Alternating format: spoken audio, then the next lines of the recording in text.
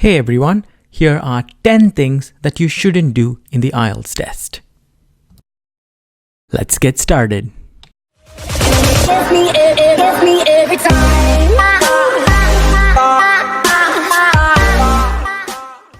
Make sure you hit that subscribe button for good luck. Thank you very much. One of the basic mistakes that students make in the IELTS test is to write in bullet points. This is a strict no-no. Instead, you're expected to write in paragraphs. Paragraphing is more important in task 2 than it is in task 1. In number 2. Okay, so in this example, what I wanted to show you was you have the essay question that you have here that's been highlighted in yellow. And I've written the introduction for that essay question already. We want to change a few things that are wrong in this introduction.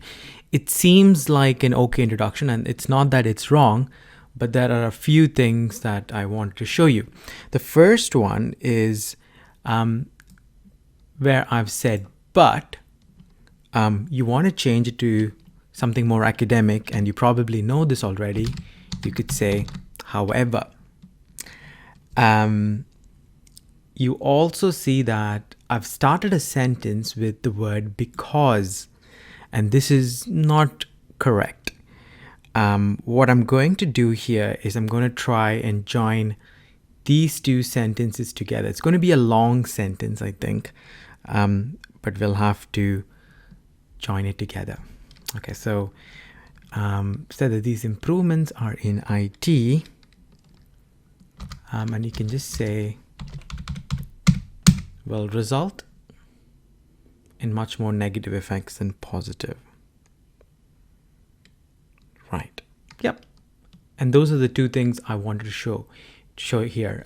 First is never start your sentence with and never start your sentences with because. Try to use more academic cohesive devices like however, furthermore, nonetheless, cohesive devices like that. In number 3. All right, so in this sample script, what I really want to say is to write in even paragraphs. What do I mean by even paragraphs? So you can see that this is the introduction. This is the first paragraph of the body, second paragraph of the body, third paragraph of the body, and then the conclusion in the end. They're in nice equal paragraphs. There's not too many ideas in each paragraph. And yes, so basically you don't want it to look like this. You don't want it to look like that. See, it doesn't make sense. It's all jumbled up together. So the idea is to make sure they're all in even paragraphs. In number 4, don't use stock phrases like an apple a day keeps the doctor away, or a bird in hand is worth more than 2 in the bush. Phrases like these are stock phrases and they don't add any value to your essay. So avoid using them. In number 5, in the writing task for both academic and general, don't use the contraction. Instead, try to say the full form. Example, isn't becomes is not. Don't becomes do not. Can't becomes cannot. Aren't equals are not. In number 6, in the writing task 1 and task 2, do not use abbreviations like doc, inc, comp, or text language such as TTYL, see you later. In number 7, make sure your handwriting is easy to read. If, for example, you cannot understand your handwriting, then I'm sure the examiner won't as well. So spend some time and practice that cursive writing. If you're doing the computer-based IELTS test, then obviously you don't need to worry about this. In number 8, don't write more or less than the required word count in the writing tasks. For writing task 1, it is 150 words, and for writing task 2, it is 250 words. You already knew this. However, an easy way to count the number of words is to count the number of words that you have in the first or the second line.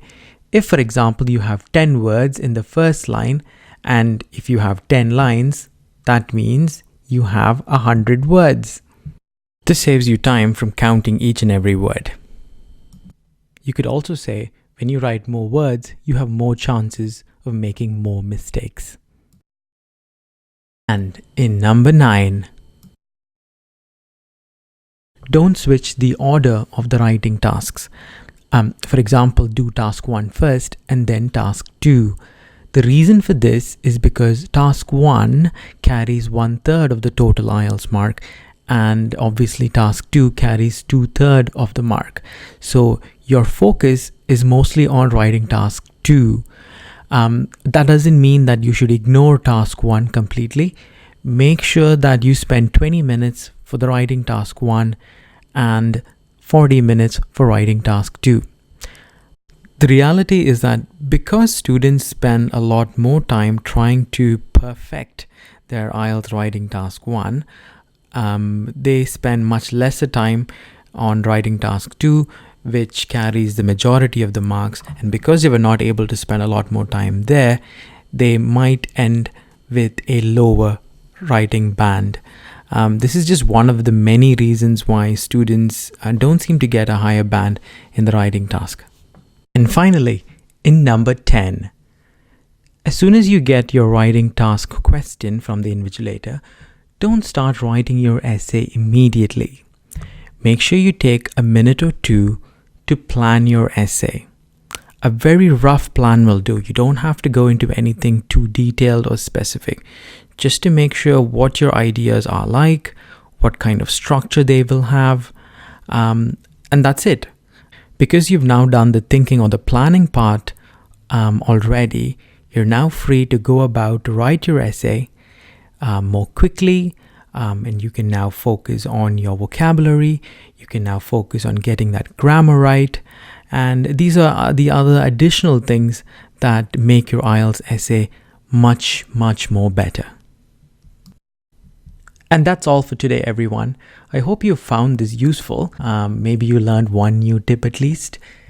If you have any questions about the IELTS test, I can answer them for you. Make sure you write them below in the comment section. Until then, this is Jake. Stay tuned. Thank you for watching. Bye for now.